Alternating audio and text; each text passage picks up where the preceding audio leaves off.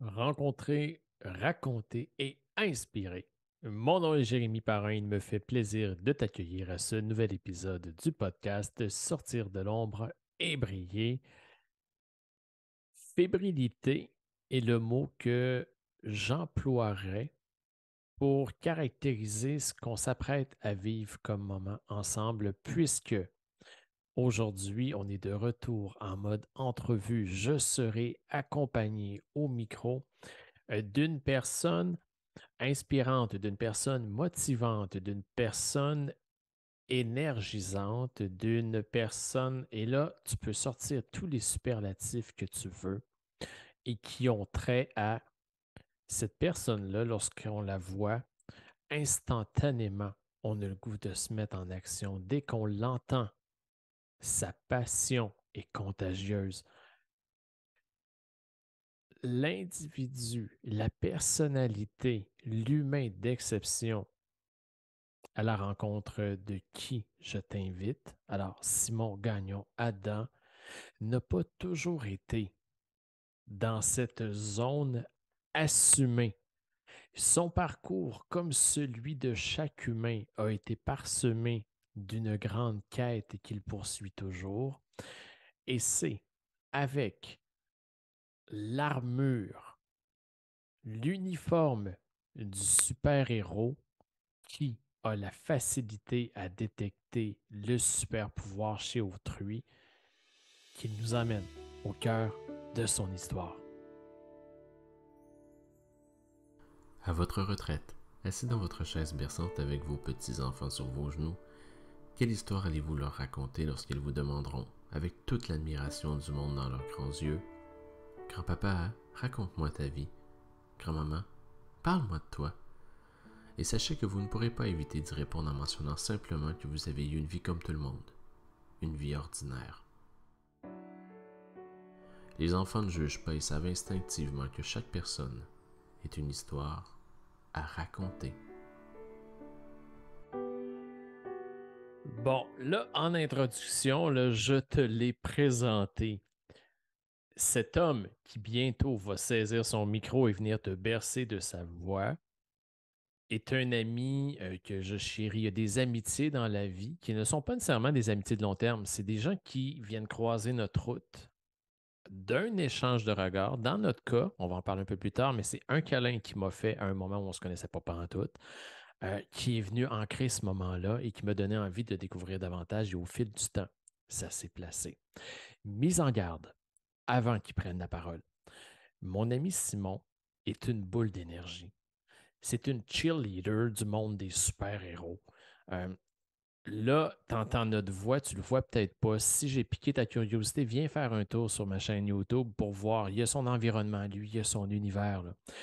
La seule raison pour laquelle je vais garder de mon côté, je vais contenir mon enthousiasme, je vais tenter de garder une voix feutrée, c'est que ma douce et tendre épouse est actuellement en séance d'hypnose dans son bureau, à la maison, à proximité de mon studio, alors je me dois de rester tout en douceur. Fait que je lui laisse la portion folie de l'entrevue, et puis moi, ben, je vais rester l'espèce de point neutre qui ramène les choses à l'ordre.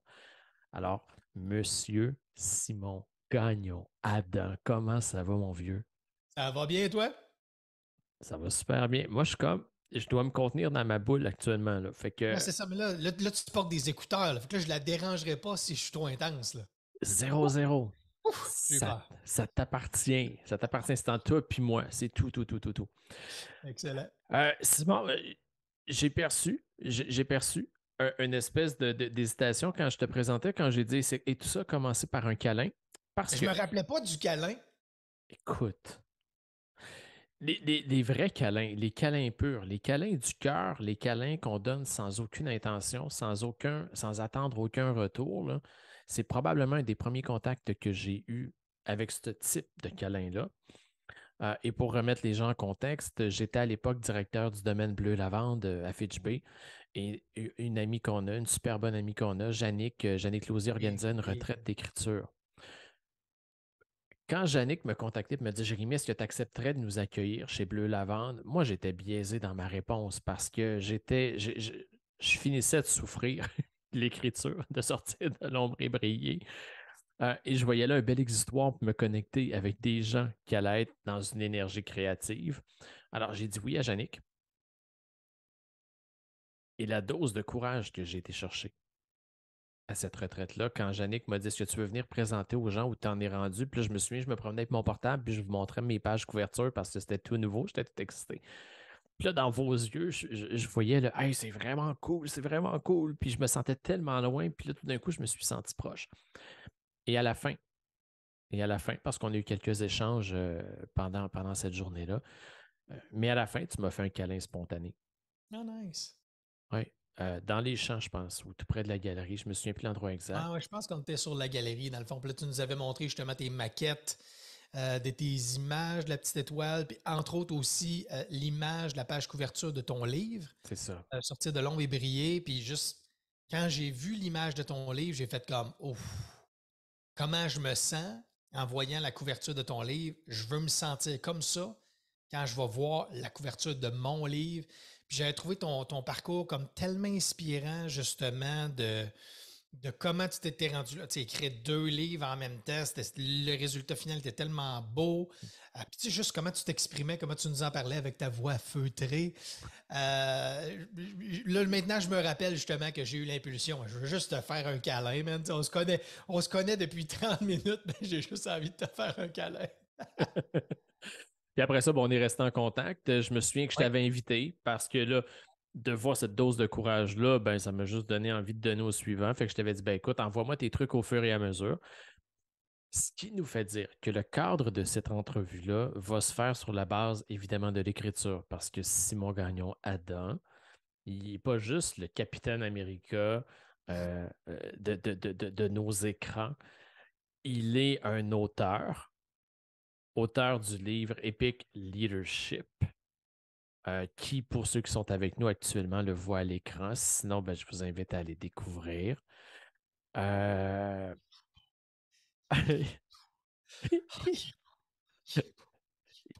Alors là, l'émotion, je la traduis, là, c'est de la douceur, c'est de la Tellement bon. fierté.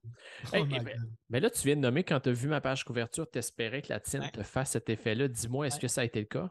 Oh my God. Oui, tellement, tellement, tu sais, puis un, tu sais, je veux juste finir notre parenthèse sur notre rencontre, là, mais, tu sais, justement, quand on s'est rencontrés, je t'ai trouvé comme tellement inspirant, c'était la retraite d'écriture de Yannick, j'étais tellement content d'être là, tu sais, je voyais que mon rêve devenait tranquillement, pas vite, beaucoup plus tangible. Je voyais comment je pourrais atteindre la fin, entre autres grâce à notre rencontre. Puis, tu sais, moi, dans la vie, là, tu sais, moi, mon don, là, mon super pouvoir, tu sais, je ressens les gens. Je ressens les gens, puis tu sais, je suis capable de voir, de sentir comme le plein potentiel des gens, la pleine lumière des gens. Puis tu sais, comme toi, quand je t'ai vu, quand je t'ai entendu, tu sais, c'est vraiment ça que j'ai senti. J'ai vraiment senti, OK, ce gars-là, là, c'est vraiment, tu sais, une bonne personne, une personne exceptionnelle, une personne lumineuse. Puis tu sais, quand je me sens comme ça avec quelqu'un, moi, comme j'ai envie d'être ami avec toi, ben tu sais, c'est comme, je t'écris, mais moi, c'est ça dans la vie, tu sais, je suis très intense dans tout, hein, tu sais, fait que là, c'est comme j'ai l'impulsion, je veux être ton ami. C'est comme, tu sais, je me mets à t'écrire, hey, c'était vraiment cool, qu'est-ce que t'as fait? Hey. Tu sais, puis là, je te pose des questions. Puis là, j'aime ça. C'est comme tu me répondais. Mais tu sais, c'est comme, tu sais, c'est le fun quand tu sens comme, ah, tu sais, je me sens connecté avec l'autre personne. J'ai envie, tu sais, qu'on jase. Puis, tu sais, je te pose des questions, tu me réponds. Puis, tu sais, naturellement, justement, il y a eu cet échange-là. Tu sais, j'avais justement des questions par rapport à ma couverture de livre, à justement mon index de livre, ça pourrait ressembler à quoi. Tu sais, j'étais un petit peu gêné de te demander, tu sais, je peux-tu te demander du feedback, ton opinion, puis toi, de ta grande générosité, de ton altruisme, tu sais, ben oui, ça va me faire plaisir. Fait que juste te dire que j'étais incroyablement reconnaissant, Hmm. tu sais, dès nos premiers échanges, justement, de ta générosité. Puis je suis vraiment content parce que tu sais, grâce à ça, ben, tu sais, on a gardé le lien. Puis tu sais, avec le temps, ben, c'est développé une belle amitié, mon ami. En fait, le point initial. Et à ce moment-là, au moment de la retraite, est-ce que tu étais encore salarié, hein, t'occupais encore ton Oh, oui, poste? oui. Oui, oui. Je venais de me négocier 12 semaines de salaire, 12 semaines de vacances pour pouvoir justement écrire mon livre, là. Fait que oui, j'étais encore salarié à l'époque, ouais. OK. Alors, première rencontre, toi et moi, tu étais salarié, j'étais salarié. Oui. Les deux, est-ce qu'on était 100% où on devait être? Pas sûr. Mais je pense qu'il y a de quoi qui s'en venait, puis on va en parler tantôt parce que nos trajectoires tu m'as devancé toujours d'une couple de mois. Ouais, Et c'est ça. ça. Moi, j'ai défriché le chemin avec une machette pour Ah qu'après oui. ça, tu puisses avoir une belle trail. Ah, moi, après ça, il me restait juste à ramasser les brins puis à siffler. Ben non, c'est pas vrai. Alors, ce projet de livre que tu avais Oui. quand on s'est rencontrés chez Bleu Lavande la première fois, est-ce que c'est le livre que tu tiens entre tes mains? Est-ce que c'est le livre auquel tu as donné vie? C'est pas le livre que j'ai entre mes mains. Tu me parles, bon, justement, de la couverture. Fait à l'époque, quand j'avais fait ma retraite d'écriture avec Yannick, justement, j'avais créé mon index de livre, mon intention de livre. C'était un livre qui était plus axé développement personnel. Et si je me rappelle bien, ça s'appelait. Pardon, je pense pour une vie authentique et sans regret, mais c'est ça, je découvre ma valeur Oui. pour une vie authentique et sans regret. Et sur la couverture, c'était l'image d'un gars de dos qui est sur le sommet d'une montagne. Fait que j'aimais le vibe. Ça avait un petit peu le même genre de vibe que ton livre. Fait que c'était la première fois que justement, j'avais un fil conducteur pour mon livre, une intention, des chapitres clairs. Et ça, j'aimais ça. Et dans le fond, pourquoi j'avais créé ça? J'étais en contact avec une personne qui m'aidait justement à peut-être justement aller avec une grande maison d'édition. J'étais tout excité, j'étais tout énervé. J'ai réussi à faire ça. Je lui ai soumis le document.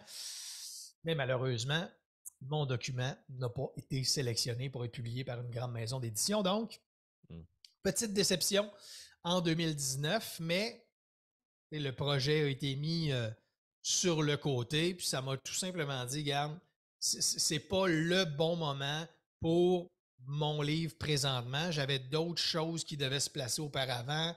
Dans les mois qui ont suivi, j'ai justement fait une conférence, un TED Talk, comment cultiver un climat de travail positif. D'avoir fait cette première conférence-là, réaliser un rêve. Moi, c'était vraiment un de mes rêves, de faire un TED Talk. Et là, cette opportunité-là s'est présentée à moi. Je l'ai fait en janvier 2020. Et ça m'a vraiment dit, OK, là, j'ai mis mon pied dans la cour des grands, là, à l'extérieur de ma zone de confort de l'entreprise dans laquelle je travaille depuis près de 10 ans. Et c'est ce qui a amorcé justement ma réflexion et ma mise en action pour que je puisse me lancer à mon compte. COVID est arrivé en mars. Et là, justement, j'étais en charge de différentes équipes de vente. Puis là, à cause de COVID, tout avait été mis sur hold. On a tout été réaffecté à des projets spéciaux. Et là, du jour au lendemain, toute la planète, tous les leaders de la planète se posaient la question, OK, comment on fait pour leader des équipes à distance? Et moi, c'était mon expertise depuis plus de 10 ans. Donc, j'ai vu l'opportunité, OK, mon expérience, mon expertise pourrait bénéficier à plein de leaders un petit peu partout sur la planète.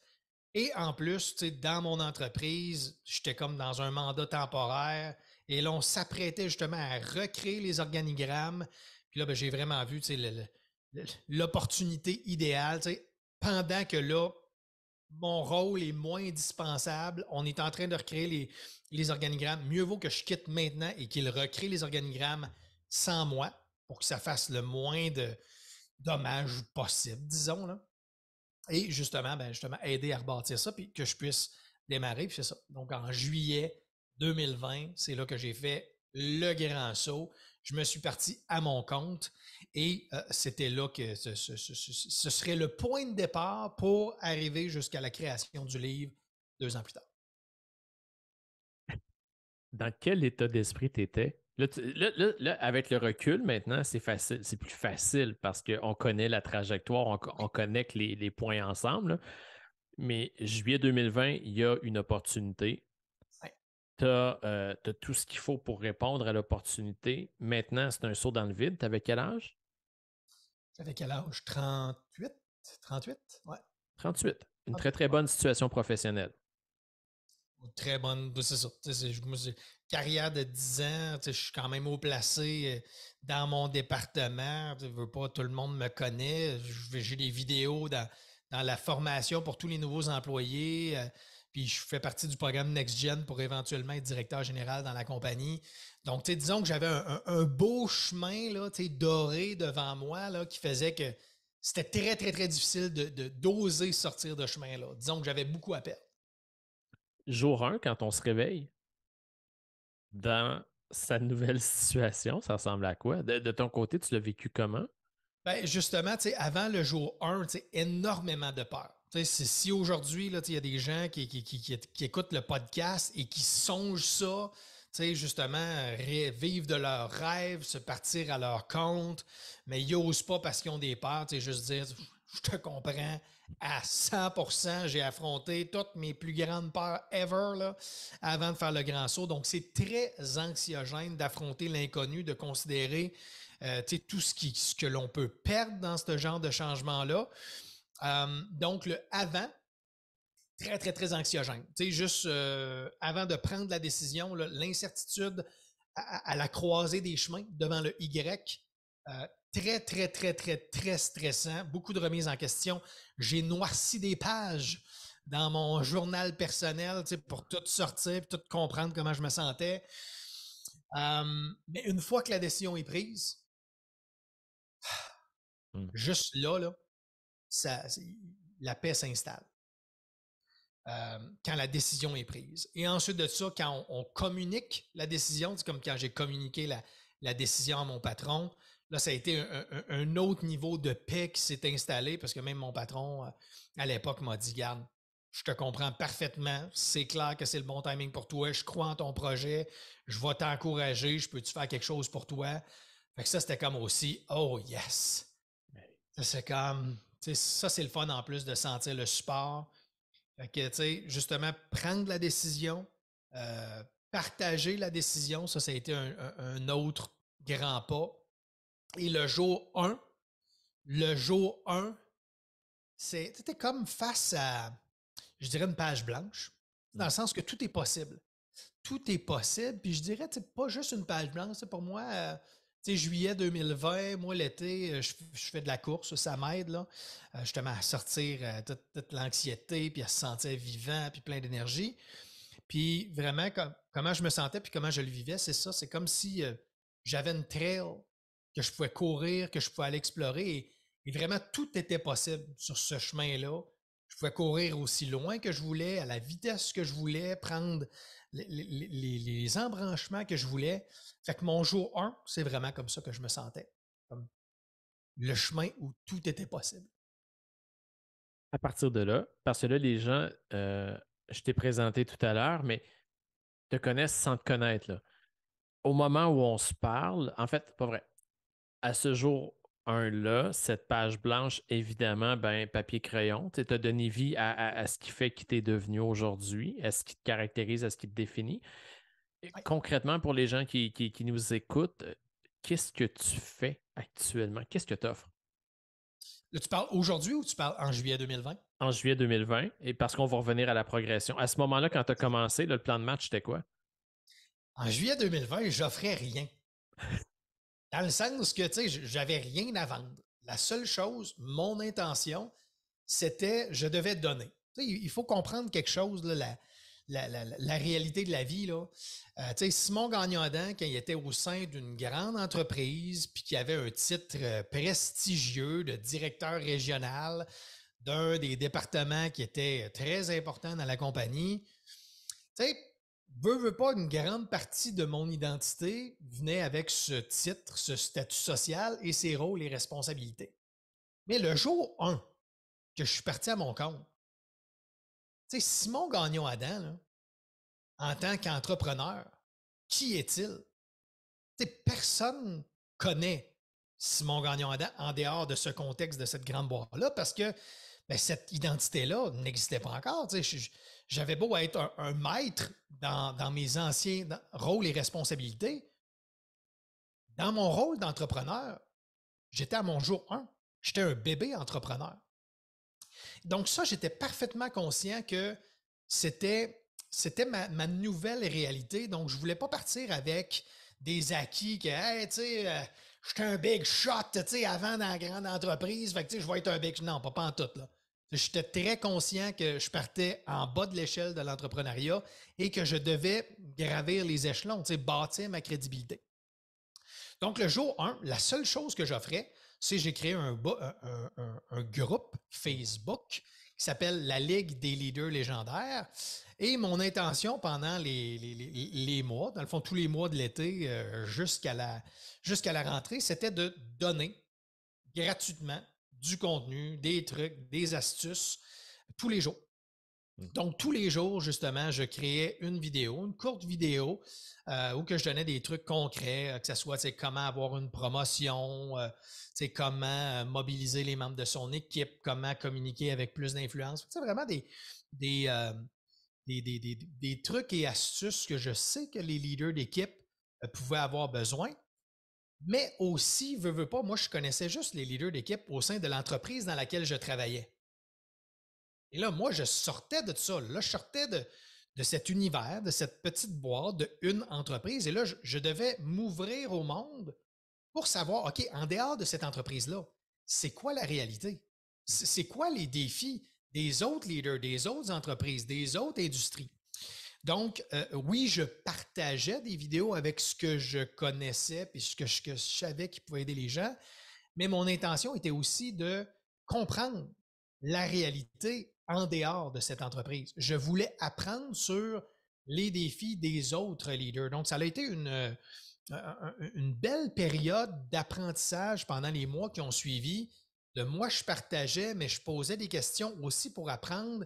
Ça a vraiment été des échanges nourrissants où que j'ai pu connecter une personne à la fois, un leader à la fois, dans une compagnie différente, une industrie différente, et pour tenter de voir, OK, c'est quoi qui sont les grands défis? C'est quoi que les choses ont le plus besoin? C'est quoi qui fait le plus mal? Et vraiment, comment est-ce que moi, je pourrais servir davantage les leaders au sein des autres entreprises? Ceux qui nous écoutent et qui portent ce désir-là de démarrer, bon, toi, tu as décidé de faire ça pendant les premiers mois. Évidemment qu'en amont, tu avais eu la sagesse de provisionner quelques sous pour te permettre de surfer sur cette vague-là et aller vers l'autre. Tu aurais pu aussi prendre la décision d'ouvrir ce groupe-là avant même de quitter et prendre le pouls, mais tu es quelqu'un d'intense, tu es quelqu'un qui est 100% all-in, alors il fallait que tu sois 100% dédié. Exactement, oui. OK, alors là, à ce moment-là, tu as tout à donner, tu n'as rien à vendre et tu te lances en affaires. Bien sûr! Là, on va faire des sauts dans le temps parce qu'on aurait pu faire 3 épisodes, juste le parcours de l'entrepreneur, mais c'est important pour moi de venir placer le livre dans le projet, dans la démarche. Alors, ce qu'on comprend, c'est que si tu es avec moi aujourd'hui, ça a été une bonne stratégie parce que ça t'a permis de connecter, ça t'a permis de te développer. Oui. Et là, éventuellement, est arrivé, il a fallu qu'il se dessine quelque chose dans l'univers pour lequel tu allais avoir une contrepartie financière pour vivre, là. Oui, exact. Oui. Alors là, ça a été un programme de formation? Oui, c'est ça. Parce que, tu sais, avant de me partir à mon compte, pendant longtemps, je convoitais, l'idée que mon modèle d'affaires, ça serait d'être conférencier. Je rêvais de faire des conférences. Puis justement, des différents conférenciers que j'avais rencontrés, on m'avait parlé, l'importance d'avoir un livre si tu es conférencier. Mais là, je me suis rendu compte, tu sais, être conférencier, ça implique de se promener de ville en ville. Puis moi, je voulais démarrer mon entreprise pour être plus présent avec ma famille, avec mes enfants et non moins présent. Donc, je ne voulais pas être toujours sur la route. C'est pour ça que le modèle d'affaires conférencier avec un livre, OK, j'ai décidé, ça, je vais mettre ça sur la glace. Ça ne va pas être mon modèle d'affaires principal parce que je veux être présent. Je veux être moins sur la route. Je veux être plus chez moi, plus présent. Donc, c'est pour ça que finalement, mon modèle d'affaires, je me suis rendu compte, hey, monde virtuel, COVID, tout le monde en télétravail, le meilleur endroit pour pouvoir faire des conférences, c'est avec mon ami Zoom. Comme ça, je peux faire des conférences n'importe quand, n'importe où, parler avec n'importe qui dans la francophonie mondiale. Donc, c'est pour ça que j'ai finalement choisi d'y aller avec mon groupe Facebook. C'est là que je me pratiquais tous les jours là, à faire des mini-conférences, des mini-vidéos. Je faisais des lives à chacune des semaines. Et tu sais, dans le fond, je me disais, OK, comment est-ce que moi, je peux aider davantage les gens? C'est quoi que les gens ont vraiment besoin? Et j'aime l'aspect conférence, sauf que, tu sais, moi, j'ai assisté à plein de conférences dans la vie, et toi aussi. Une conférence, on s'en va une journée conférence, on sort de là, on est excité, ben raide, oh my God, ça a changé ma vie, ce que j'ai appris. Mais le lendemain, on retombe dans nos anciennes pantoufles. Fait que, il y a comme une limite à ce que l'on peut faire avec une conférence, un événement intense sur une période de 1 heure, 2 heures ou même une journée. Donc, c'est pour ça que moi, ce que j'ai découvert, même étant quelqu'un de très intense, pour amener des vrais changements durables, c'est pas en faisant quelque chose de super intense pendant une journée ou pendant une semaine. La clé, c'est justement de mettre en place des petites habitudes, de faire des petits changements, mais qui sont durables dans le temps. Donc, avec ça en tête, avec la réalité des leaders, des gens que j'accompagnais, toutes les questions que j'ai posées, justement que j'ai découvert que les gens, les leaders d'équipe, les entrepreneurs, ils n'ont pas beaucoup de temps. OK, ils n'ont pas beaucoup de temps. Ils ont des grands défis de gestion de temps en plus. OK. Puis moi, je veux aider à ce qu'il y ait des réels changements, des réelles transformations. Donc, tout ceci mis en perspective, c'est là que le premier produit, service que j'ai créé, c'est ma formation, la méthode Lead, qui est dans le fond un programme de formation sur 10 semaines. C'est une petite vidéo par jour, une petite habitude de 15 minutes par jour pour aller regarder une vidéo, prendre un outil, avoir une prise de conscience. Et donc, comme ça, tous les jours, les gens vont prendre un petit outil, le mettre en application le jour même, en vivre les bénéfices. Et c'est l'accumulation de petits outils, de petites habitudes qui fait qu'au bout de 10 semaines, peuvent faire des grandes transformations. Et c'est une combinaison non seulement de petites vidéos de formation en ligne pour aller chercher les connaissances, mais aujourd'hui, toutes les connaissances sont là. Tape n'importe quoi dans Google ou dans ChatGPT, toutes les connaissances sont là. Je rencontre tellement de gens, des leaders qui ils sont brillants. Là. Ils ont fait des MBA en gestion, ils ont fait des bacs en génie. L'intelligence et les connaissances ne sont pas le problème. Ils me disent, je le sais ce que je devrais faire. Je ne suis pas capable, je ne sais pas comment. Et c'est pour ça que dans la méthode Lead, il y a aussi l'aspect coaching de groupe, de faire partie d'un groupe qui ait des échanges. Parce qu'on retient 10% de ce qu'on lit, 20% de ce qu'on entend, mais 70% de ce que l'on partage avec les autres. Fait que justement, cet aspect partage, de répondre aux questions pour passer de la théorie à la pratique et coaching individuel. Donc, bref, c'est l'amalgame de tout ça qui fait que je suis en mesure d'accompagner des leaders d'équipe, des entrepreneurs pour passer de gestionnaire débordé à leader en confiance en 10 semaines. Boum! En veux-tu un, hein? C'est comme Boom! direct. Alors, le quoi n'est pas le problème, le comment est l'enjeu, et toi, tu es le qui leur donne accès à. C'est bien dit. C'est bien résumé, ça, hein, pour mon intervention de 10 minutes. Toi, tu résumes ça en une phrase, j'adore. Ouais, je suis de même, moi. Non, non. Ça a connu, bon, ça s'est mis en place, tu as connu un succès, c'est venu confirmer tes visées entrepreneuriales. Là, on va sauter au livre, parce que là, on va faire un saut dans le temps. Parce que le projet de livre continue à t'habiter, lui, évidemment, à travers tout ça. Le projet de livre, il m'habite depuis 2010. Il m'habite depuis 2010. Donc oui, c'est toujours dans le fond de ma tête, je veux le faire et j'attends le bon moment pour le faire. Et là, on va montrer que quand on se lance en affaires, ce n'est pas une démarche linéaire, ce n'est pas une démarche qui est garantie et des fois, on n'en vient qu'à devoir faire des choix déchirants. Et ce que j'aime de notre relation et ce que j'aime de qui tu es, c'est que tu es capable de nommer ces choses-là. Tu ne te caches pas. Alors, comment le livre est revenu se positionner dans ta démarche d'entrepreneur? À quel moment c'est arrivé? Pourquoi c'est arrivé? Justement, le livre était toujours là. Et là, la question, c'est, à chaque année, là, moi, ça faisait partie de mes objectifs. OK, écrire mon livre. Mais n'importe quoi qu'on fait. Puis, quand on est entrepreneur ou qu'on soit salarié, c'est toujours la même chose. Hein, dans notre vie, on a une quantité de temps fini.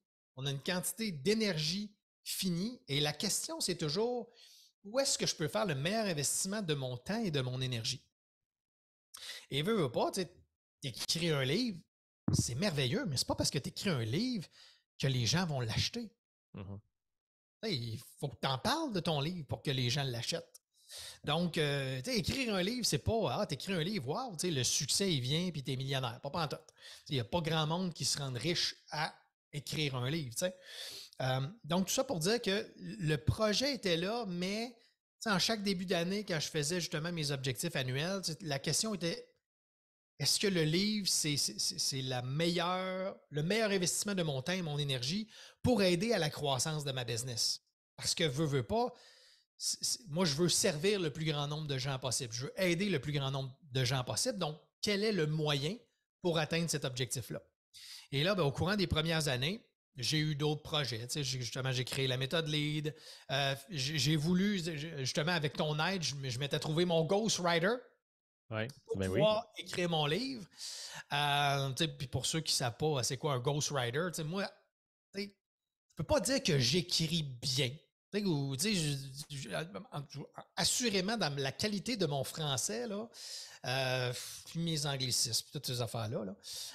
Fait que veux pas, moi, j'avais un petit syndrome de l'imposteur. Et je me disais, bon, ben, hey, c'est difficile pour moi écrire. Si j'ai un ghostwriter, ça va être facile. Mais justement, le processus avec un ghostwriter, tu racontes tes histoires à un ghostwriter, lui écrit ton histoire. Mais moi, mon intention pour le livre, c'était que quand les gens lisent mon livre, ils se sentent comme si j'étais en face d'eux et que je leur parlais. Et par l'intermédiaire d'un ghostwriter, quand je lisais les textes, ben, je ne sentais pas que c'était moi. Puis c'est parfaitement normal, parce que c'est comme un peu le jeu du téléphone. Dans le fond, il y a une autre personne qui écrit qu'est-ce que toi tu racontes. Fait que, bref, j'ai essayé ça, je me suis rendu compte, non, ça ne reflète pas mon intention de ce que je veux pour le livre. Fait que j'ai mis encore sur le côté. Tout ça pour dire que, 2 ans plus tard, on est en 2022. J'ai créé la conférence Epic Leadership, que ça, c'est le moyen justement pour rejoindre des centaines de personnes chaque année pour partager mon contenu. J'ai créé d'autres formations qui répondent aux besoins. Et là, en 2022, justement, je parle avec mon stratège web et il me dit, là, c'est maintenant le temps. Tu as créé ce que tu avais créé, tu réponds aux besoins. Maintenant, là, c'est ton livre. C'est ça que tu devrais mettre de l'avant. Et ça m'a juste confirmé, OK, c'est là maintenant qu'il faut que ça se passe. Puis à ce moment-là, ben veux pas, ça faisait plusieurs fois que j'essayais et que malheureusement, je commençais, mais ça ne se rendait pas jusqu'au bout. Et c'est à ce moment-là que justement, j'ai texté à un de mes amis et je lui ai dit, disons que je voulais écrire mon livre comme petit projet d'été, écrire ça en 6 à 8 semaines, avec des blocs de 2 heures par jour, ça serait-tu possible? Et là, mon ami Jérémy Parent m'a dit, bien sûr que c'est possible. J'ai dit, ben excellent, on peut aller prendre un café ensemble? Et le 8 juin, on est allé prendre notre café ensemble pour mettre en place ce plan de match. Et ça a été le début de cette fabuleuse aventure qu'est la création du livre Epic Leadership, la quête du leader en soi. Et ça a été le premier café de plusieurs par la suite. Oh oui. Des moments dont je vais me souvenir toute ma vie parce que quand on accompagne des gens, l'accompagnement Zoom, oui, fait quelque chose, mais il y a une autre dimension quand on a la chance d'être physiquement avec la personne. Quand tu m'as écrit ça, parce que je te connaissais, c'était d'une évidence que c'était possible parce que je savais que tu allais prendre les moyens pour le placer dans l'agenda. Et le fait est que dès la première rencontre, on s'est challengé les deux sur la structure. Ton intention première, c'est important de la rappeler, était de déposer dans la matière un manifeste des 4 piliers de ta philosophie Epic Leadership, là, de ton approche. Ça, c'était facile parce que c'est du contenu que tu avais expérimenté, testé, actualisé. Et puis, je me souviens très bien t'avoir dit, ça, c'est correct, mais moi, je ne veux pas faire d'un livre de recettes sur le marketing. Je veux qu'on apprenne à te connaître. Je veux savoir pourquoi Simon Gagnon-Adam aujourd'hui est en mesure d'enseigner 4 piliers de leadership. Mm-hmm. Et là, dans un non-verbal explicite quand même, tu as fait comme, ouais, mais c'est pas une biographie que je veux écrire. Moi, le monde n'en a rien à foutre de ma biographie. Là. Ce que je veux leur dire, c'est comment on fait pour. Puis je veux, mais pour qu'on te fasse. En fait, pour qu'on. Si on fait un petit saut il y a à peu près 5 minutes, là, si on veut te reconnaître comme étant le qui qui va me montrer comment je dois faire, ben, il faut qu'il y ait une connexion qui se fasse. Il faut que tu me donnes accès à toi. Puis je le savais parce qu'on se connaissait assez, on s'est tellement vu souvent. Puis à chaque fois, tu es une machine à anecdotes. Tu es une machine à storytelling. À toutes les fois qu'on partait sur un projet, tu me disais ah ouais, puis tu sais, la fois deux, puis là, ah, t'es là. Et puis là, je me disais, mais c'est une mine d'or. Il y a eu quelques résistances au départ, mais tu m'as quand même fait confiance en me disant on va l'essayer puis on verra. Ouais, ouais. Parce que Et justement, mon intention, comme tu le dis, tu sais, moi, je me suis dit, OK, pour moi, c'est réalisable. Je vais être capable d'écrire mon livre si je fais juste prendre l'équivalent de ma formation en ligne et je l'écris en format livre. Puis, tu sais, mon intention, c'était de faire un petit livre bien rapide, là, 100 pages, tu sais, 2 heures par jour, 3 jours par semaine, pendant 6 semaines, tu sais, je suis capable de faire ça. Tu sais, une vingtaine d'histoires, ça va se faire bien, tu sais. Fait que je me dis, ah, c'est bon, tu sais, ça va avoir beaucoup de valeur. Tu sais, mon programme de formation, c'est ça. Mon programme de formation qui est un grand programme de formation, format livre, tu sais, dans le fond, fait que là, l'argent ne sera pas un frein à ce que les gens puissent avoir accès à ces connaissances-là. Moi, c'est ça que je veux. Je veux partager avec le plus grand nombre de gens possible. Donc, je me disais, excellent. Pour moi, ça va être réalisable de le faire et ça va être rendre le contenu accessible au plus grand nombre de gens possible. Parfait. Donc, on y va avec les 4 piliers avec leadership. Mais là, justement, toi qui me dis, ah, mais là, ce serait bon, ah oui, cette histoire-là, c'est bon, il faudrait que tu rajoutes cette histoire-là. Ah, cette histoire-là, c'est bon, oui, il faudrait que tu rajoutes cette histoire-là. Mais là, en dedans de moi, tu sais, la petite résistance, les petites craintes, exactement comme tu as dit, tu sais, moi, je voulais pas que ça soit, tu sais, que les gens fassent comme bon, tu sais, il nous raconte sa vie, on s'en sac de sa vie, tu sais. Moi, je voulais pas que ça soit une biographie dans ce sens-là, que c'est quasiment comme les gens, ils se disent, bon, on s'en fout de ton histoire, on veut juste savoir le contenu. Fait que moi, j'avais cette crainte-là, un. Et ma deuxième crainte que j'avais, tu sais, vu que mes clients, mon audience cible, justement, c'est des gens qui manquent de temps et qui ne lisent pas, étant donné qu'ils manquent de temps, ma plus grande peur, c'était que mon livre soit trop long et que les gens ne puissent pas le finir. Fait que c'est pour ça qu'à chaque fois que tu me dis, OK, ben rajoute cette histoire-là, ma peur à chacune des fois, c'était, ben là, mon livre va-tu devenir trop long? Tu sais, mon livre va-tu être plate? Mon livre va-tu pas être pertinent? C'était vraiment ma crainte, mais ma crainte était toujours, tu sais, parce que moi, tout ce que je fais, je le fais pour mon lecteur, je le fais pour mon académicien, mon académicienne, tu sais, je veux servir.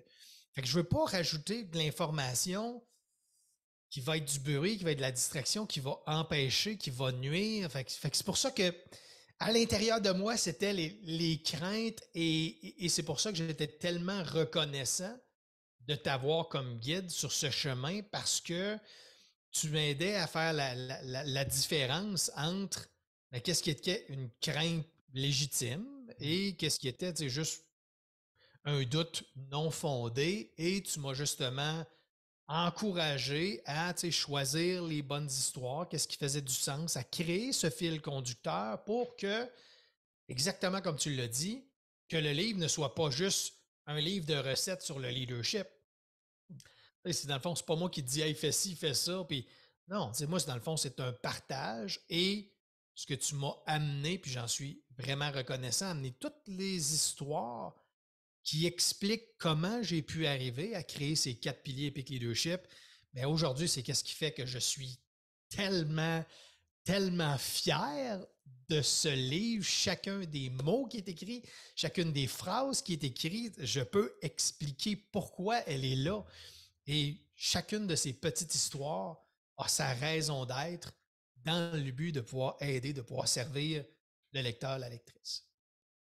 D'autant plus qu'on s'est permis, là, les gens l'ont compris, le Epic Leadership, t'arbores un chandail de Capitaine America, t'es dans l'univers des super-héros.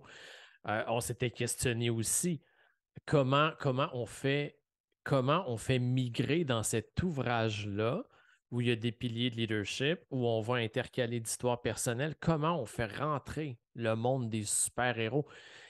C'est indissociable de qui tu es.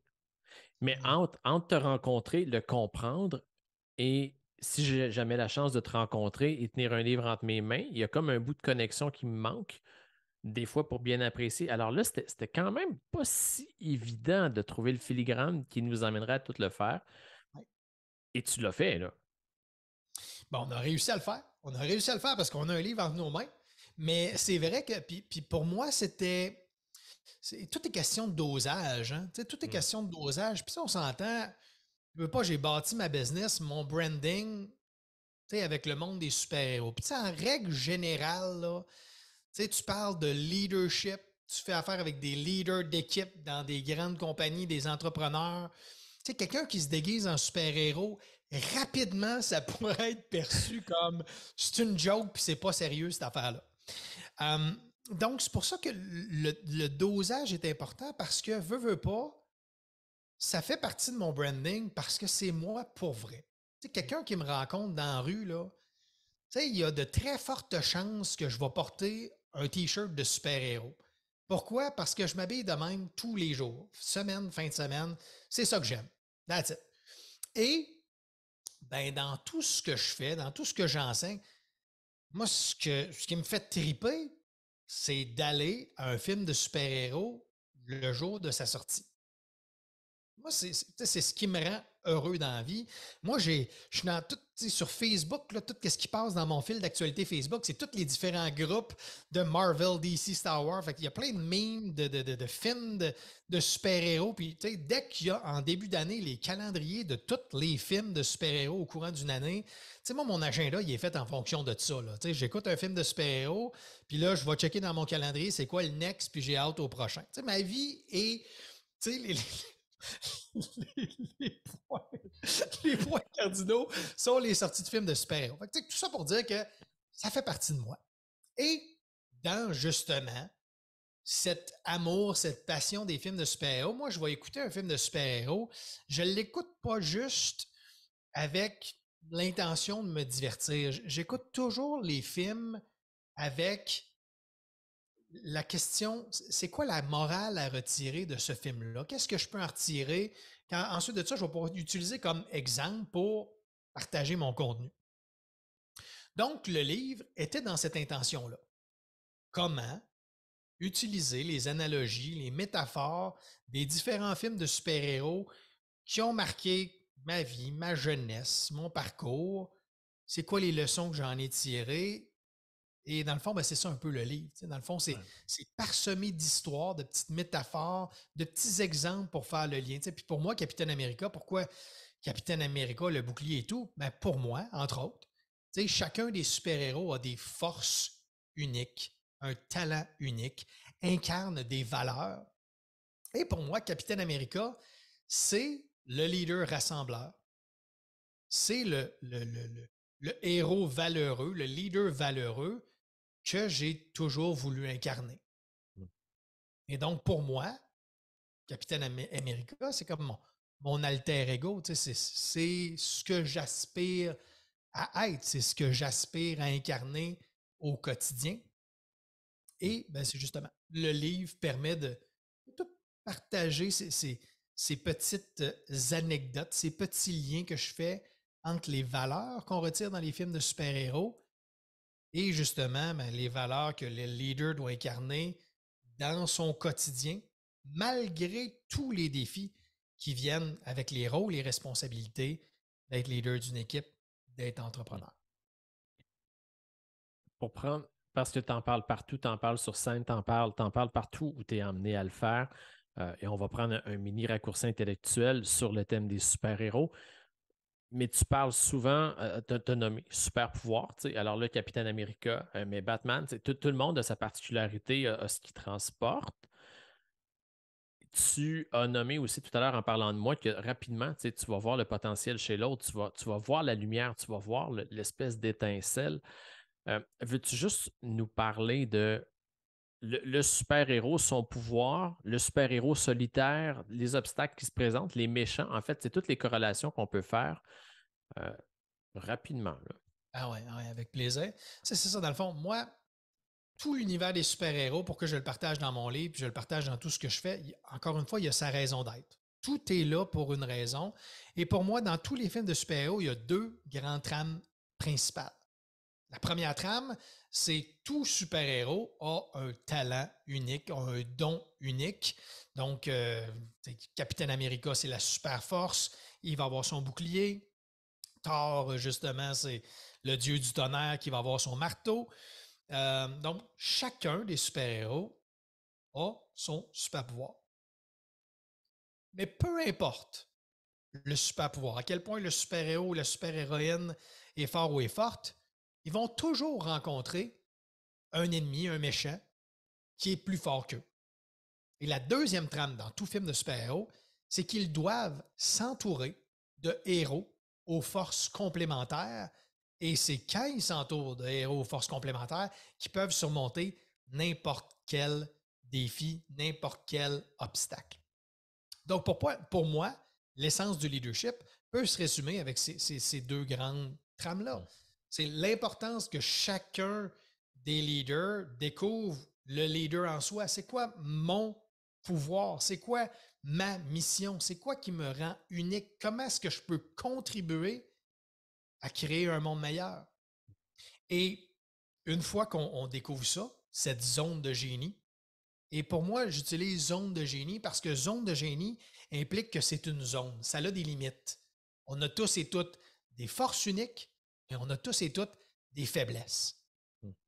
Et des fois, quand on arrive dans un rôle de leader, des fois, ça vient avec beaucoup de pression et d'attente, comme s'il faudrait avoir toutes les réponses, comme s'il faudrait avoir tous les talents.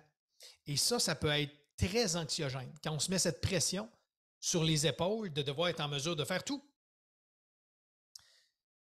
Mais justement, chacun doit réaliser qu'on a notre zone de génie. On a nos forces et on a nos faiblesses. Et quand on est conscient de nos forces et on les met en valeur, et quand on est conscient de nos faiblesses et on s'entoure de gens aux forces complémentaires, qu'on peut déléguer les tâches justement qu'on est moins efficace à d'autres personnes que c'est dans leur zone de génie, c'est là qu'on est en mesure d'accomplir tellement plus. Et pour faire un parallèle avec ce que tu disais, bon, dans le fond, moi, mon don, entre autres, c'est de voir le talent, le plein potentiel de la personne à l'état brut. Je le vois, je le sens. Tu sais, des fois, les gens vont me dire ah ouais, Simon, tu sais, t'es le super-héros. Tu sais, c'est comme. Moi, j'aime pas ça que les gens me disent ça. Puis ma réponse est toujours la même. Moi, je suis pas un super-héros. Moi, je suis pas un héros. Moi, je suis celui qui rassemble les super-héros. Capitaine America, c'est ça. C'est le leader des Avengers, c'est lui qui rassemble les super-héros. Moi, c'est ça que je fais. Moi, ce que je fais, c'est je rassemble des leaders d'équipe, je rassemble des entrepreneurs et je les aide à découvrir leur plein potentiel, les aide à découvrir leurs dons pour qu'ils puissent prendre conscience à quel point ils sont capables de tellement plus et à quel point ils peuvent contribuer, mais tout ça avec un meilleur équilibre au quotidien, sans la pression et la culpabilité qui vient de OK, je dois absolument tout faire, tout répondre tout le temps. Ouais. Fait que là, qu'on soit en milieu de travail, c'est une chose. Qu'on soit maman à la maison, c'en est une autre. Tout ça est Exactement. applicable. 100%. Je trouve ça beau. En fait, quand tu dis moi, je ne suis pas un super-héros, je ne suis pas parce qu'on s'entend que quand on rentre dans un univers qui est un peu nos sphères d'activité respectives, où on croise le développement personnel un peu partout de façon entrelacée, il y a un moment donné, de façon insidieuse, l'espèce de culte du gourou qui s'installe. Là. Je t'avouerais que dernièrement, c'est le fun parce que tu as des outils que tu donnes sur comment avoir une discussion difficile, une conversation difficile.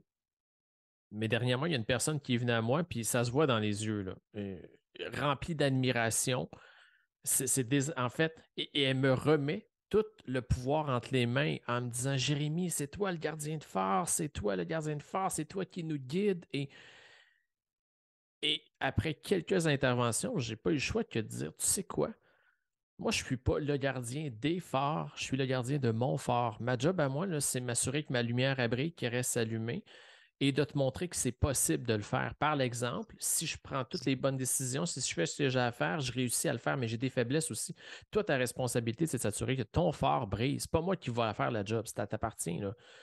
Et que tu prennes cette distance-là, toi aussi, en disant non, non, je ne suis pas le sauveur, là. Je suis celui qui rassemble, qui donne des outils. Exactement. C'est moi, la dernière chose que je veux, c'est que les gens soient dépendants Ouais. de moi, dépendant de mon expertise, dépendant de mes compétences. Moi, je fais l'inverse de ça. Moi, ce que je permets, c'est d'activer la découverte, d'accélérer la quête pour que les leaders que j'accompagne, ils découvrent, OK, wow, je suis capable de faire ça, je suis capable de faire ça par moi-même et qu'ils peuvent bâtir leur confiance, leur autonomie, qu'ils soient fiers d'eux et qu'ils ne soient pas dépendants de moi. Donc, moi, justement, ce que je fais, c'est justement, moi, je ne veux pas être perçu comme OK, wow, Simon, t'es bon, puis sauve-moi. Non, pas en tout. C'est comme moi, ce que je donne un coffre à outils pour que les leaders puissent prendre conscience. Wow, OK, c'est juste ça qui me manquait, là.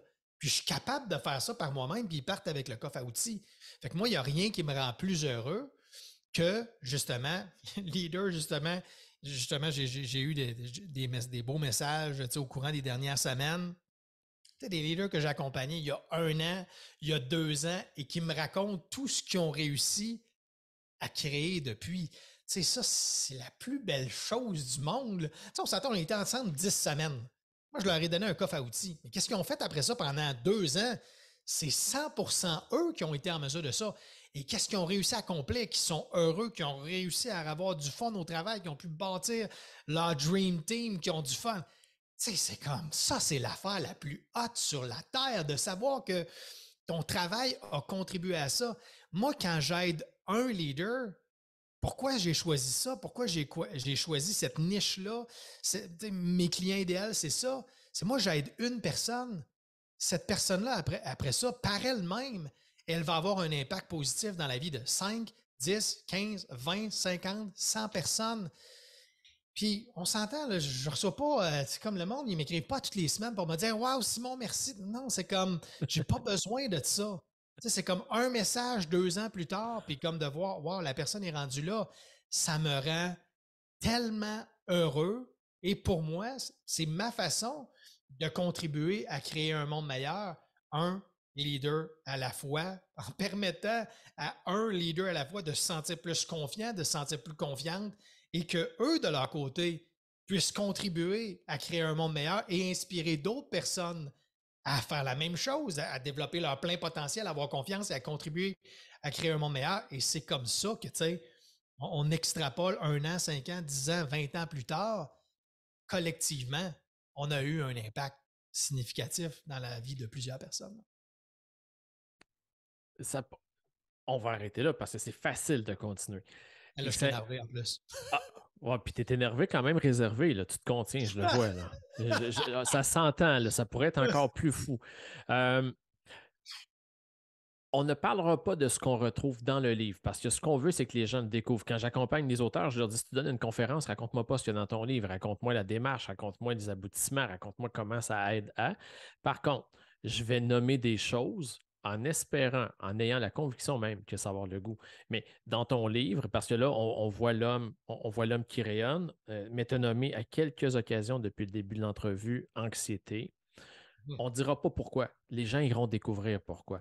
Mais il y a une anecdote écoute, je vais nommer, si jamais c'est pas correct, mais sur Simon Dans de Lapin. Bugs Bunny, oui. Bugs Bunny, ouais, c'est ça. Alors, Bugs Bunny, c'est pas nécessairement des choses qu'on se dit, hey, je vais raconter ça dans un ouvrage de leadership. Maintenant, ça construit le personnage. Il y a toute une anecdote en entour d'une clé Allen aussi. Il y a une anecdote sur des ninjas. C'est des ninjas qui traversent une fenêtre pendant que tu es à l'école. Oui. Alors, plein de parallèles comme ça. Ça, c'en est 3. Mais évidemment qu'après ça, on voyage avec Simon à travers sa vie, mais à travers des destinations, je veux dire, terrestres, là, où il a fait des voyages physiquement. Il y a des photos, parce que pour toi, c'était important. On a fait une campagne de sous-financement pour mettre ce livre-là dans la matière. Ton objectif initial était de 6 500 $ et le résultat final a été? J'ai énormément de gratitude. On a réussi à amasser 13 525 $. Incroyable. C'est plus que fois 2, ça. C'est plus que fois 2, ouais. C'est plus que fois 2, mais rapidement, tu as compris que ce livre-là était porteur de quelque chose de plus grand que, oui, il y a des mots déposés sur des pages, mais c'est un levier aussi vers plein d'autres choses. tout à l'heure, quand tu nommais ton stratège, tu disais dans ma stratégie, j'étais rendu à déposer mes fondamentaux dans un livre pour accéder à la prochaine étape. Là, je veux qu'on rentre dans un bout qui, pour souvent, est l'inconnu total là, pour les gens.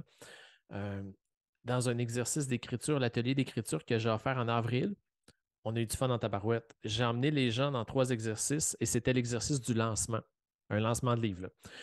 Premier exercice, je leur dis, on fait un lancement de livre, je vous donne 2500 $, faites-moi vivre l'expérience avec 2500 $. Et là, les gens embarquent. Il y a une zone de confort. Les gens sont bien. Puis, deuxième exercice, toujours des exercices de 10 minutes, je leur dis maintenant, on fait la même chose, mais avec 250 000 $. Fais-moi vivre ton lancement de livre à 250 000 $. À 250 000 $, le bug généralisé. Écoute, à 80%, ce qui était facile à 2500 est devenu difficile à 250 000 parce que là, c'était de la démesure. Et les gens se disent hey, moi, je n'ai jamais touché à ça, 250 000, comment ça marche? Et le troisième exercice, tout le monde s'attendait aux 2 500 000 et je les ai ramenés à 2 500 $. 2 500 $, ça a été l'exercice le plus facile pour tout le monde. Parce que là, ils revenaient dans leur proximité. On a tous des fois des bébites à régler avec l'argent, hein, notre relation avec l'argent. À 250 $, tout le monde se dit ah, ça, je suis capable. On fait un potluck, je reçois la petite famille immédiate. Mais pour la plupart, ce qui est un frein, c'était mais ça sert, c'est quoi un lancement de livre? Ça sert à quoi un lancement de livre? Puis, faut-tu vraiment faire un? Bon, toi, espèce de grand malade, combien, du moment où la campagne de sociofinancement était terminée, tu as ramassé tes sous, tu as reçu tes 500 livres, tu as fait la danse de la victoire, tout ça c'est filmé, on a eu du fun dans tabarouette, la danse de la victoire dans le stationnement chez l'imprimeur, 2 lancements de livres programmés. Et puis là, je veux juste que tu nous amènes, en fait, de tout ce qui s'est passé à partir du moment où tu as pris possession de tes livres. Il y a eu le premier lancement et après ça, amène-nous en accéléré dans cette espèce de folie-là. Justement, une fois que tu as ton livre, là, la beauté de la campagne de sociofinancement que grâce à toi, j'ai pu faire, je n'aurais pas su comment le faire sans ton aide là-dessus, fait que je suis vraiment reconnaissant. Ensuite de ça, tu as ton livre entre tes mains. Mais tu fais quoi avec ça après? Dans le sens que c'est pas parce que tu as 500 livres dans des boîtes chez vous que les livres vont se vendre. Il faut que tu en parles, il faut que les gens soient exposés, il faut que là, qu'ils se disent ah ouais, oui, ça m'intéresse. Les gens, puis ils ne savent pas qu'est-ce que tu as mis dans ton livre. Fait que veux pas, c'est à force que tu en parles, puis que tu dis qu'est-ce qui est dedans, qu'ils peuvent dire oh, OK, ça m'intéresse, ça serait pour moi, ça. Fait que veux pas, faut en parler pour que les gens, ça puisse résonner à ah ben oui, ça me tenterait de l'acheter, ce livre-là. Ça me tenterait de le lire. Parce qu'on s'entend là, qu'on est bombardé de messages puis de publicités, de plein de choses qu'on peut s'acheter dans la vie. Fait que pourquoi quelqu'un voudrait investir son argent pour acheter ton livre et son temps, son énergie, son focus pour le lire après? Donc, de là, l'importance de faire un lancement, puis tu m'as démontré, je suis allé justement à tes lancements, l'importance de faire ces lancements-là. Mais moi, vraiment, mon intention derrière les lancements, là, j'étais et je suis tellement fier de ce livre-là. Et je suis tellement convaincu que ça va aider des gens, que je veux que le plus grand nombre de gens possible sachent que ce livre-là existe et qu'il est à leur portée. Grâce à toi, entre autres, dans le processus d'écriture, on a fait un comité de relecture. Et dans mes médias sociaux, dans mon groupe Facebook, j'ai fait un appel. Il y a 15 personnes qui ont levé leur main pour faire partie de mon comité de relecture. Donc, j'ai eu la chance, pendant que j'avais encore mon syndrome de l'imposteur, de hey, ça va-tu être bon mon livre, ça va-tu être pertinent? Bien, j'ai eu 15 personnes qui l'ont lu avant même que le livre soit créé et qui m'ont donné leur feedback. J'ai eu la chance d'avoir plein de bons commentaires, puis que la majorité des gens me disaient wow, il y a au moins une chose que j'ai retenue du livre et que j'ai vraiment apprécié. Juste ça, ouf, ça fait du bien. Ça m'a confirmé qu'il y a un besoin, ça va aider les gens.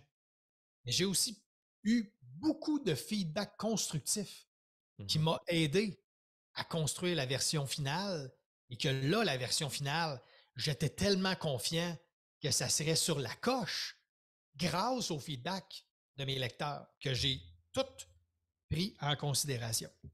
Donc, c'est pour ça qu'une fois que j'avais le livre en main, qu'on avait nos 500 boîtes, qu'on était dans le stationnement le 3 mars, j'étais tellement confiant que ce livre-là pourrait aider les gens. Et là, je voulais juste pouvoir le partager au plus grand nombre de gens possible.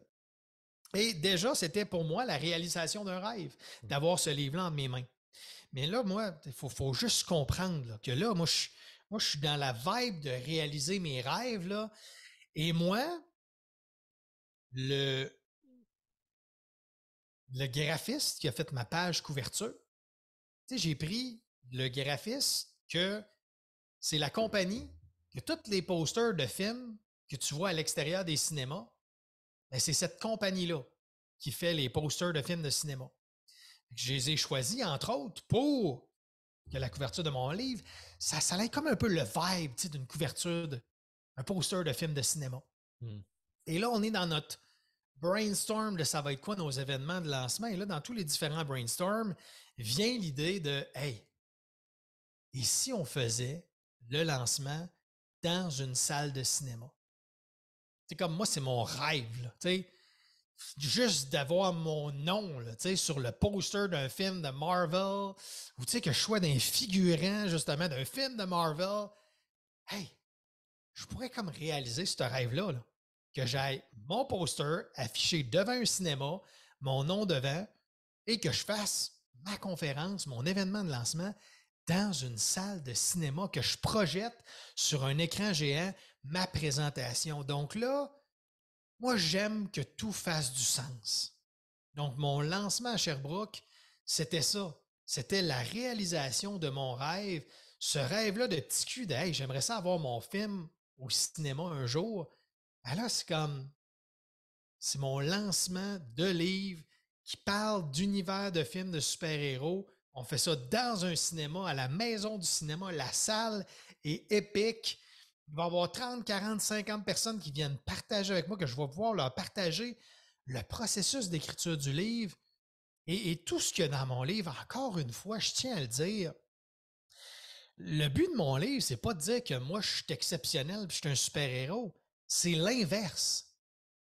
C'est de démontrer à quel point je suis un gars tellement ordinaire, avec tellement de défis, puis qui part de tellement de loin. Quand j'étais jeune, je n'étais même pas capable de faire un exposé oral devant ma classe tellement j'étais gêné. Je n'étais pas capable de parler avec un inconnu. Je devenais rouge comme une tomate. Mais c'est ça que je raconte. Je partage en toute authenticité et vulnérabilité et humilité les défis que j'ai dû surmonter en cours de route jusqu'à la création de ce livre-là. Et comme tout bon film de super-héros, c'était un bon film de super-héros parce que le héros, il vit des gros défis. Puis on veut savoir comment il a réussi à les surmonter parce que c'est avec ça qu'on raisonne. On en vit tous et toutes des défis au quotidien. Puis des fois, on a juste besoin d'inspiration, juste besoin de connecter avec une autre personne qui a vécu ce défi-là. Puis on veut juste, hey, comment il a fait pour passer? Il a fait ça. Ça me donne une idée pour moi comment faire ça. Fait que c'est vraiment ça le but. C'était vraiment ça mon intention. Partager mon amour des films de super-héros, mon amour du processus de création, partager les défis que j'ai surmontés pour réaliser ce rêve-là et inspirer d'autres gens à ce qu'ils puissent réaliser leur rêve. Si un petit, mon message, là, c'est si un petit gars gêné qui n'était pas capable justement de parler avec des inconnus est capable d'être conférencier aujourd'hui, puis qui a écrit son livre, c'est comme ton rêve, tu peux le réaliser. N'importe qui peut réaliser ses rêves. Et c'est ça mon message ultimement.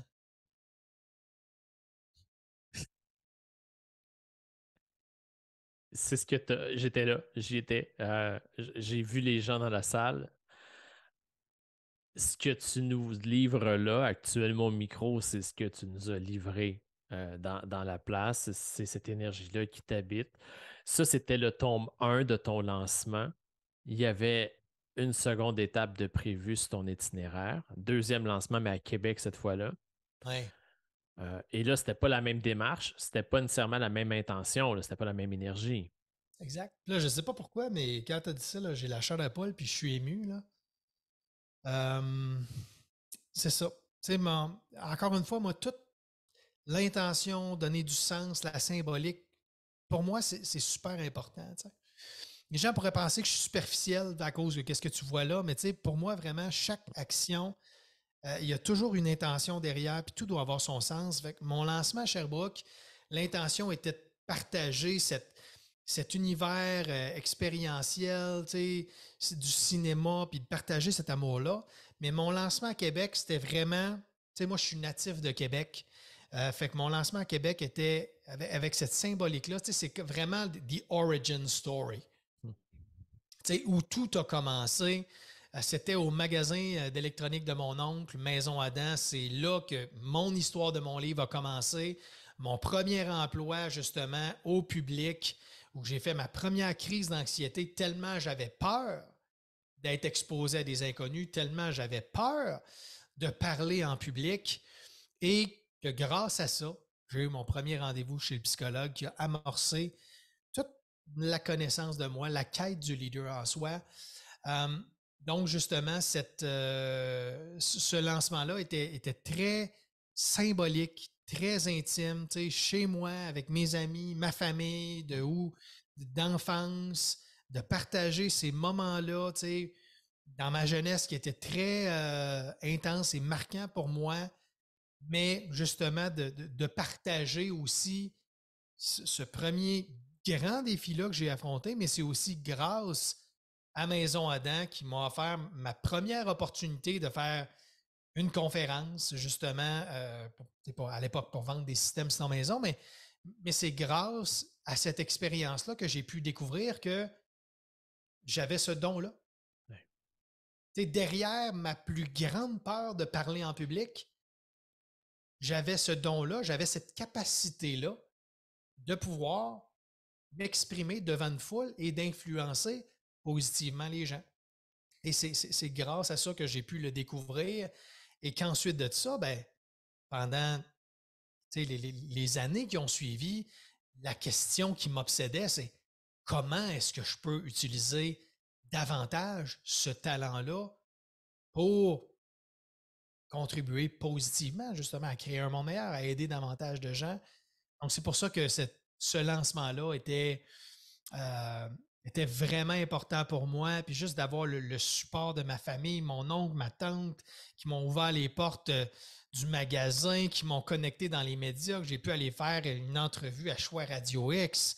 Tu sais, mes amis qui étaient là, tu sais, c'était vraiment un moment très, très, très spécial, très émouvant. Donc, le lancement est un moment comme tellement marquant parce qu'il permet d'ancrer que le livre, c'est beaucoup plus que juste le livre. Tout part de la connexion avec les autres humains avec qui on va partager ce livre-là. Ça, c'est le deuxième lancement. Et après ça, il y a eu le Salon du livre de Québec. Tu as fait des rencontres, tu as continué des formations, tu as rencontré plein de monde. En fait, depuis le lancement, j'ai l'impression que tu n'es jamais chez vous, moi. Ça ressemble un peu à ça. C'est ça, hein? Je veux juste, c'est comme moi, je veux juste tellement le partager avec le plus grand nombre de gens possible. Là.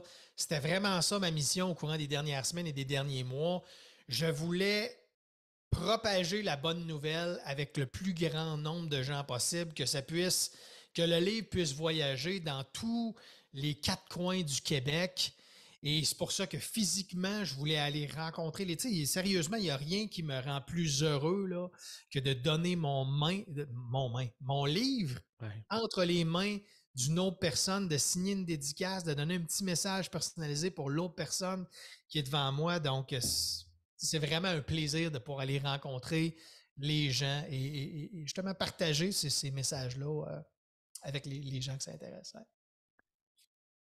Est-ce que cette attente de 10 ans, en fait, c'est ce que tu as nommé tantôt, ça faisait à peu près ça, 10 ans là, que ce livre-là, tu le portais. Est-ce que cette attente-là en a valu la peine et quelle place occupe maintenant le livre là et quelle place va prendre le livre dans les prochaines semaines, prochains mois? Là? Tout est toujours parfait.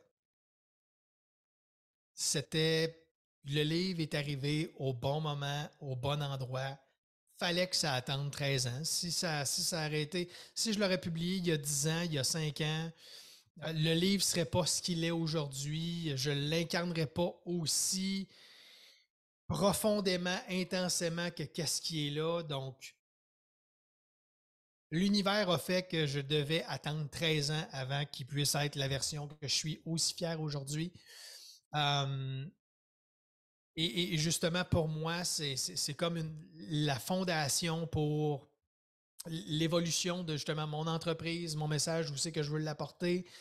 Je voulais justement ouvrir davantage les portes du business to business, d'aller justement dans les grandes organisations et jusqu'à date, juste au courant des 2 derniers mois, j'ai jamais eu autant de demandes. Donc, ça m'a prouvé que la stratégie était bonne et que ça comblait vraiment un besoin. Donc, ça m'aide vraiment pour ça. Et justement, au courant des prochains mois, prochaine année, maintenant, j'aime bien avoir le titre d'auteur, d'aller dans des salons du livre. Je fais davantage de conférences. Et mon livre, autant que les 2 premières années de ma business, je l'ai vraiment créé pour avoir toute mon infrastructure dans le monde virtuel. Mm-hmm. Pour que tout mon contenu, je puisse le partager avec le plus grand nombre possible de gens dans le virtuel, n'importe où, n'importe quand. Mais avec le livre, qui est physique, tangible, là venait justement mon intention de OK, maintenant, je vais être encore plus présent dans le monde du présentiel. Parce qu'en plus, c'est ça que j'aime le plus. Mm-hmm. Je t'aime, là, j'aime ça te voir en Zoom. Mais tu sais, je te l'ai dit, c'est comme, hey, on va-tu pouvoir se voir avant, aller prendre un café, se faire un câlin? C'est comme, moi, c'est ça que j'aime le plus, le contact physique, de voir les gens yeux dans les yeux. Donc, pour moi, c'était comme le prétexte idéal pour, OK, aller rencontrer les gens en personne. Donc, c'est vraiment ça. Au courant des prochaines semaines, des prochains mois, je veux être présent, je veux faire, là, j'adore, j'ai plein de mandats de créer des activités team building en personne avec des gens, de faire des conférences avec les gens, de pouvoir donner mes livres. J'aime bien ça, là, pas avoir des commandes, voir un courriel qui rentre, qui dit félicitations, vous avez vendu 3 livres, je fais des dédicaces, puis je ship ça par bureau. Mais honnêtement, il n'y a rien qui me rend plus heureux que je parle avec quelqu'un, je fais une conférence, les gens viennent me parler après, ils me disent à quel point ça a résonné, on se croise dans les toilettes, ils me partagent de tout ça, puis après ça, ils achètent des livres, puis je leur signe la dédicace, puis je leur donne live. Ça me rend encore plus heureux. Donc, c'est vraiment ça que je veux faire au courant des prochains mois. Et mon intention, c'est d'être aussi encore plus présent dans les médias, que ce soit à la radio, que ce soit à la télévision, que ce soit dans des podcasts, pour justement propager la bonne nouvelle. Et le livre est mon prétexte parfait pour ma présence dans ces différents médias-là, parce que ça se veut un livre qui n'est pas seulement pour les leaders d'équipe, pas seulement pour les entrepreneurs, mais vraiment pour toute personne qui veut avoir un plus grand impact positif dans son entourage, qui veut développer son leadership, peu importe son rôle dans lequel il ou elle est présentement. Et à partir de maintenant, je veux juste avoir des plus gros porte-voix pour que de plus en plus de gens sachent que ça, c'est à leur portée et c'est accessible ici, aujourd'hui, maintenant. Parlant d'accessibilité, avant qu'on passe aux 2 dernières questions, je vais aller déposer dans les notes de l'épisode le lien où à partir duquel les gens peuvent accéder, en fait, acheter tes livres. Volontairement, je ne mets pas le lien de la maison d'édition 1 million de rêves, je vais mettre ton lien à toi parce que c'est important pour moi que les entrepreneurs grandissent, en fait, puis c'est des sous-temps investis dans le processus et le retour est important. D'autant plus que tu offres quand même des choses intéressantes pour les gens qui achètent des livres. Il y a des petits cadeaux, ou il y a des opportunités, il y a des goodies à côté. Et ça, on va leur laisser le soin de le découvrir, mais ce sera directement sur ton lien là, que je vais diriger la gang. C'est gentil. 2 dernières questions parce que c'est un passage en fait, qu'on ne peut pas escamoter quand on vient à un podcast de Sortir de l'ombre et briller. Il y a toujours 2 questions à la toute fin que je pose à tout le monde. Puis à chaque fois, on voyage complètement à des endroits différents. Première question. On se donne pas plus que 5 minutes mais je sais que tu es capable, je sais que ça va être facile pour toi parce que ce voyage-là, tu l'as déjà fait. Si dans quelques minutes, au moment où on va terminer cet enregistrement, une fois le micro terminé, quelqu'un venait cogner à la porte, tu allais ouvrir la porte et que tu te retrouvais devant le petit Simon de 6-7 ans qui lui a comme pris une pause dans le cours d'école. Il a décidé qu'il venait te voir, il avait envie d'eux et que tu l'as invité à rentrer. tu lui offres un chocolat chaud, vous vous asseyez ensemble là où tu le veux. Et là, vous avez cet espace-temps-là qui vous appartient juste à vous. Là. Espace-temps qui va durer 5 minutes, qui va durer 2 heures, qui va durer une année, on n'en a rien à cirer. Et qu'à la fin de cette discussion-là, le petit Simon retournait dans la cour d'école, puis que là, ses amis lui disaient Hey, il est comment le grand Simon? Qu'est-ce que le petit cul va avoir à dire à ses amis? Hmm. Et dans le fond, il sait que ça va être lui plus tard. Oui, il se voit, il le sait. C'est pas l'émouvant comme question. Quand tu l'as dit, justement, j'ai vu comme s'il était à ma porte puis il cognait. Premièrement, j'aurais pas le choix, là, j'y ferais un gros câlin. Hmm. J'y ferais un gros câlin, puis j'y dirais à quel point il est important. À quel point il est important, puis à quel point, même si aujourd'hui il doute, même si aujourd'hui il a des peurs, je voudrais juste le rassurer là, que tout va être correct. Tout va être correct et que la vie, c'est drôlement fait, hein, mais tu sais, on a peur des obstacles, on a peur des défis, mais aujourd'hui, je peux dire que c'est grâce à tous mes plus grands défis que je suis ici aujourd'hui maintenant. Hmm. Je suis reconnaissant de tous les défis que j'ai dû surmonter au cours des dernières années parce que c'est grâce à eux que je suis qui je suis aujourd'hui maintenant. Et c'est grâce aux histoires de ces défis-là que je peux partager puis je peux inspirer des gens peut-être. Donc, mon message pour lui, c'est je voudrais lui donner encore plus foi et espoir en la vie. Hmm. Puis foi et espoir que peu importe ce qui va se passer, qu'il puisse voir la vie comme OK, quand un obstacle arrive, c'est pas une fatalité. Il va se trouver une leçon, une morale, une force de l'autre côté de chacune des peurs, de chacun des défis qu'il va surmonter. Ce que tu viens de prendre là comme angle, c'est l'angle qu'empruntent 90% des gens lorsqu'on Ouais, pense à cette question-là. Maintenant, je veux te ramener dans le 10% que moi je veux entendre. ouais, Le petit Simon, parce que là, tu te souviens qui t'étais, là. Tu as 6-7 ans, toi, tu le sais, tu as quel âge, là. ouais. Dans tes mots d'enfant, tu viens d'entendre ce que toi, tu viens de nous livrer au micro. Tu retournes dans la cour d'école. Comment tu verbalises ça aux amis? Hmm.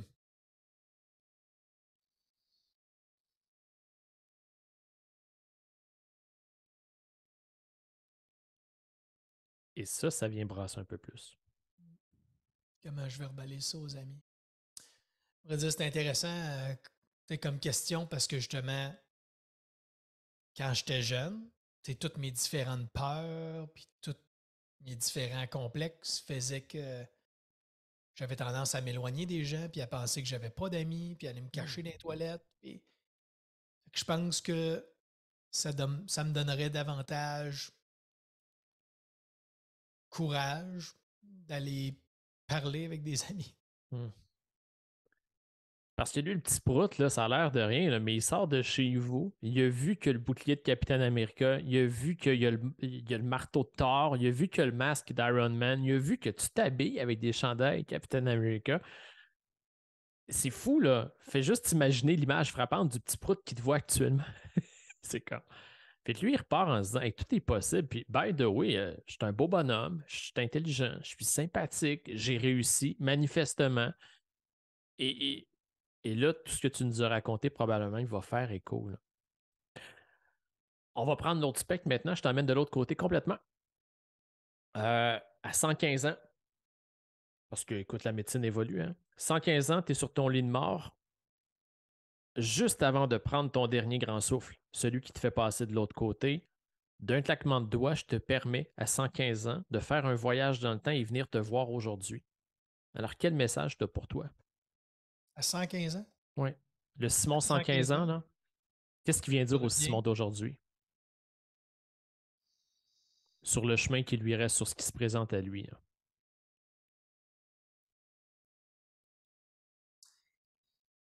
Il viendrait me voir.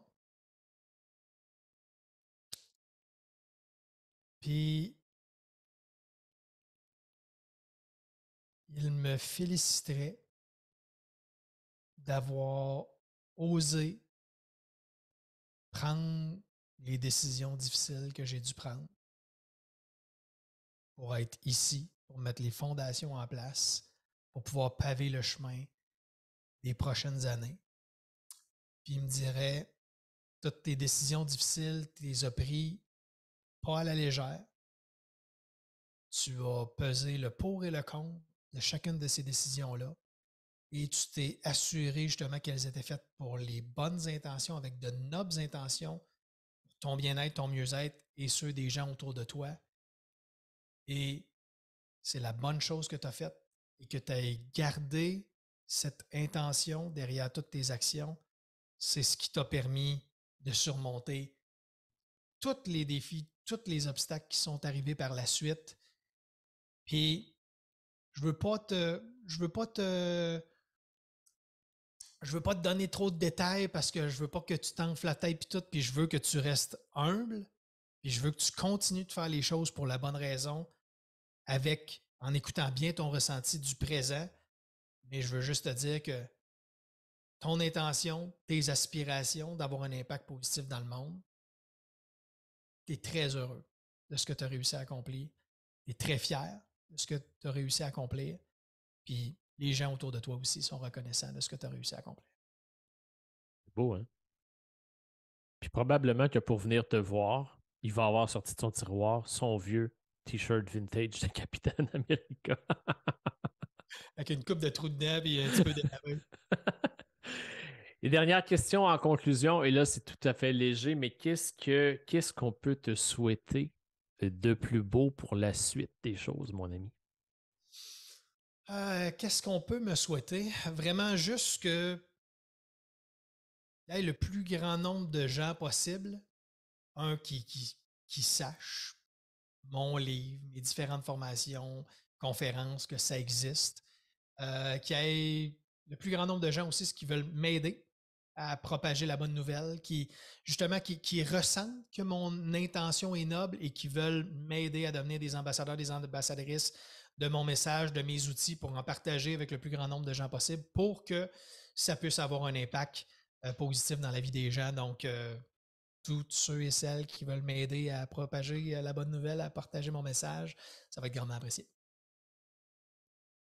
Et là, évidemment, quand on rencontre Simon Gagnon Adam d'Epic Leadership, on ne peut faire autrement que d'enregistrer un épisode de podcast épique. Jamais je n'aurais enregistré un épisode aussi long que celui qu'on vient de réaliser ensemble. Et on aurait pu continuer, c'est là où ça devient dangereux. Alors, on va se garder de la matière pour, écoute, peut-être dans un Excellent. an ou deux, on aura une espèce de bilan à faire de ce qui s'en vient. Super. Simon, merci d'avoir été là aujourd'hui. Merci d'avoir été cette personne si incroyable qui m'a fait confiance. Et d'abord et avant tout, merci d'être mon ami. Merci à toi. Alors, je t'aime bien, gros. Moi tout, je t'aime bien gros. J'ai hâte de te faire un beau gros câlin. Merci pour tout ton support. Sans toi, ce livre n'existerait pas. Je suis éternellement reconnaissant. Puis merci pour ce bel échange qu'on a eu ensemble aujourd'hui, mon ami. À très bientôt. Plaisir, amigo. Et pour tous ceux qui nous écoutaient, ben vous le savez, je vous dis, je vous aime, je vous embrasse et on se retrouve au prochain épisode. À très bientôt.